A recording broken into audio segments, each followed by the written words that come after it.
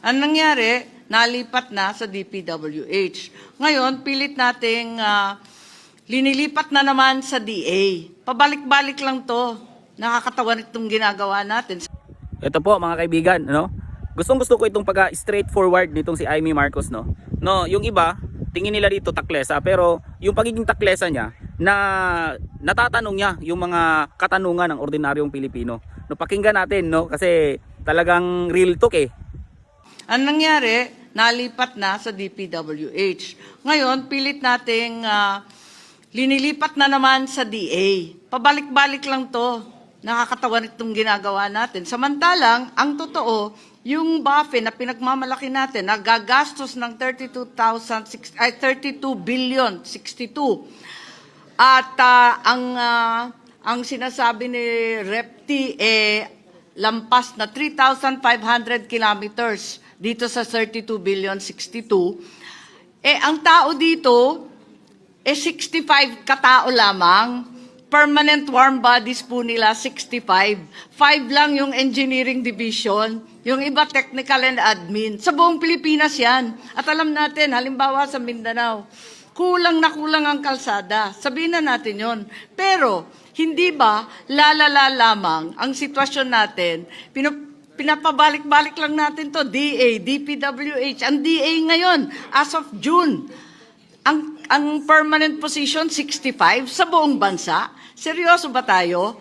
Parang nagbibiro ata tayo at baka, wag kayo pong magalit pero baka akalain ng tao na anuman ang pakitang taong kinakaltas sa DPWH ay ilalagay lang sa DA at mauuwi na naman sa FMR na hindi naman farm to market road, kundi farm to pocket road. Aminin natin na may problema itong planong to. Yun lang po. Yun yung ano dyan. Ano ba talaga yung farm to market road? Baka farm to pocket road, no? Kasi one time minsan, kasi hindi nyo natatanong, umakyat kasi ako ng bundok, no, nag-mountain hiking ako, no. Minsan umakyat ako sa Mount Apo, no.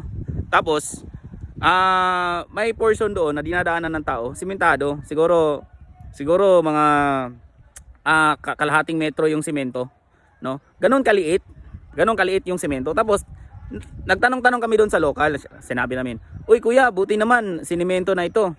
Sabi nung farmer doon, "Anong mabuti dyan sir?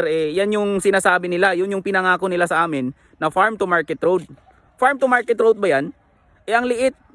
Kahit motorsiklo, nahihirapan dumaan, no? Kaya itong hinihinging ito ng Department of Public Works and Highways, yung DPWH, no, medyo malabo. Tapos wala pa pala silang mga plano.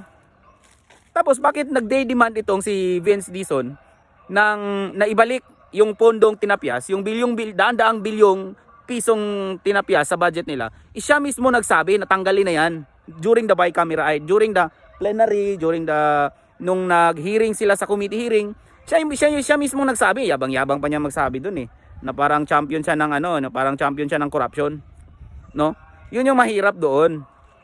Request ka tapos ipababalik mo rin, di ba? Tapos gusto mo palang ibalik yan, bakit ngayon pa sa BICAM? Ano bang gusto mo? Parang hino-hostage mo yata yung mga senador diyan di ba? Ang labo mo naman, Vince Dizon, no? Sana sinabi mo yan during the plenary. Ilang beses kayo umati ng plenary? Isang beses sa Senado, isang beses sa Kongreso. Sa committee hearing, ilang beses kayo nagpabalik-balik para sa committee hearing ng budget ninyo? Tapos ngayon, yung bicameral meeting, exclusive yan.